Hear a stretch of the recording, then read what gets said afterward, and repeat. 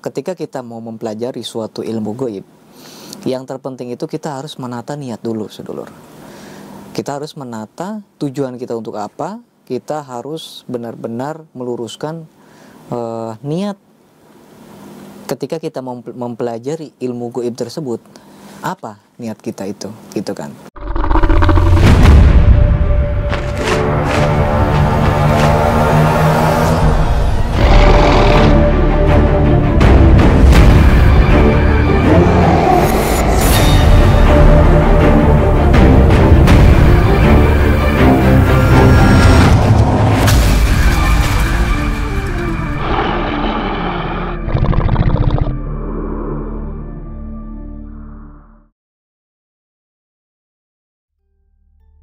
Assalamualaikum warahmatullahi wabarakatuh. Ketemu lagi dengan saya Ki Bagus Purwas. Salam spiritual. Apa kabar sedulur semua? Semoga semuanya selalu dalam keadaan sehat walafiat, selalu diberikan rezeki yang banyak oleh Allah Subhanahu wa taala. Amin ya Allah ya rabbal alamin. Jadi pada video kali ini saya kembali lagi hadir untuk menemani sedulur semua. Kita akan kembali lagi membahas tentang masalah dunia spiritual, dunia supranatural, dan juga dunia ilmu kegoiban. Nah, jadi ada sesuatu hal yang sangat penting dalam dunia spiritual itu. Ketika kita ingin mempelajari suatu ilmu, mau itu pembelajaran lewat online maupun pembelajaran lewat offline gitu ya, maupun itu pembelajaran lewat datang langsung kepada guru kita, atau belajar jarak jauh lewat video ataupun visual WhatsApp dan lain sebagainya. Nah, yang perlu kita pelajari adalah ketika kita mau mempelajari suatu ilmu goib, yang terpenting itu kita harus menata niat dulu, sedulur. Kita harus menata tujuan kita untuk apa. Kita harus benar-benar meluruskan niat ketika kita mempelajari ilmu goib tersebut. Apa niat kita itu, gitu kan? Nah, ini sebenarnya adalah sebuah awal yang akan menentukan hasilnya nanti, gitu. Karena segala sesuatu itu dinilai dari niatnya, gitu kan. Ketika seseorang banyak yang saya tanya, apa niat Anda ingin mempelajari ilmu goib, gitu kan? Banyak dari mereka yang bilang ada yang niatnya ingin ingin mengobati orang, ingin bisa mempunyai kelebihan, ingin bisa mempunyai pagar goib, gitu kan, dan masih banyak lagi. Tentu dari semua orang-orang yang mempunyai perbedaan niat itu tentu mempunyai latar belakang yang berbeda-beda pula, gitu kan. Seperti contoh, ada orang yang berniat ingin mempelajari ilmu pengasihan atau perpeletan, gitu ya, karena dia sering dicuekin sama lawan jenis, sudah beberapa kali gagal dalam urusan asmara, sering ditinggalkan, dan masih banyak lagi. Sehingga tujuan dia itu mempelajari ilmu pengasihan, yaitu adalah untuk disukai oleh banyak orang, gitu kan. Supaya tujuannya itu ya supaya banyak orang yang tunduk, gitu ya, menyukainya, bahkan menjadi incaran bagi lawan jenis, gitu kan. Terus ada juga orang yang berniat untuk bisa menolong orang, gitu kan, untuk bisa membantu orang yang kesusahan dalam istilah kesusahan seperti mempunyai penyakit, mempunyai keluhan-keluhan non medis dan lain sebagainya. Nah, yang jadi masalahnya itu adalah ketika seseorang berniat mempelajari ilmu goib dengan niat-niat tertentu, itu sebenarnya adalah sesuatu hal yang tidak direkomendasikan, sedulur. Oke lah, ketika seseorang sedang mengalami kesusahan, ketika seseorang sedang mengalami suatu problem, kemudian dia memilih jalan spiritual untuk menjadi solusi terbaiknya, tapi jangan sampai dia berniat untuk menyelesaikan masalahnya tersebut, gitu kan.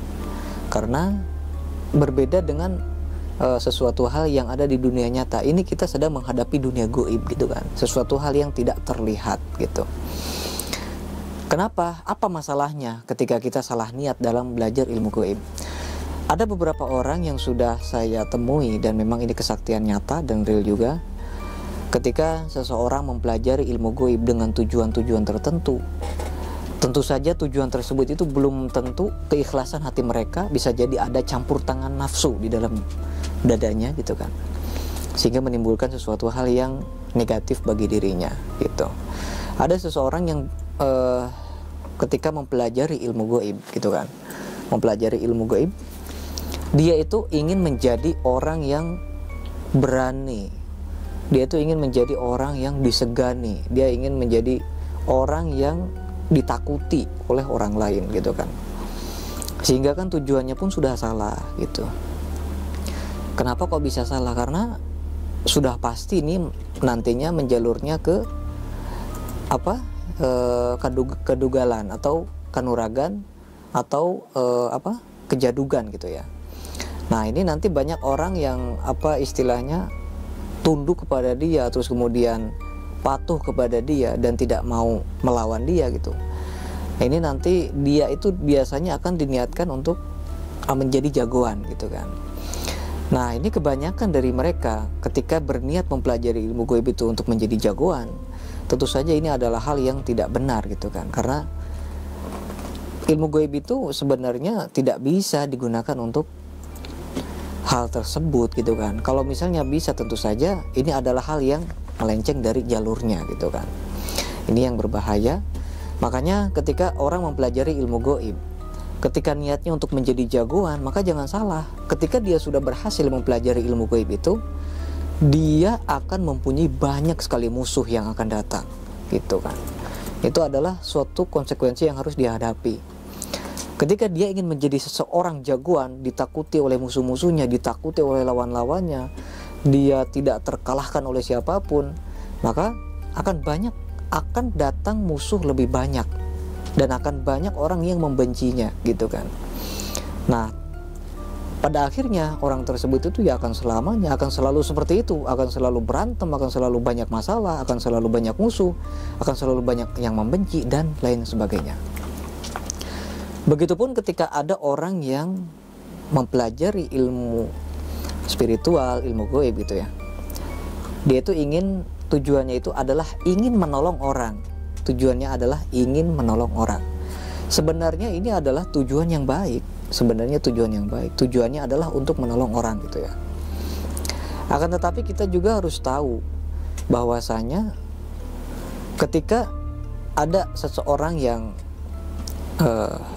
bisa dibilang masih murid saya juga, masih anggota saya juga, dan memang ketika waktu itu saya tanya, apa tujuan Anda mempelajari ilmu gaib?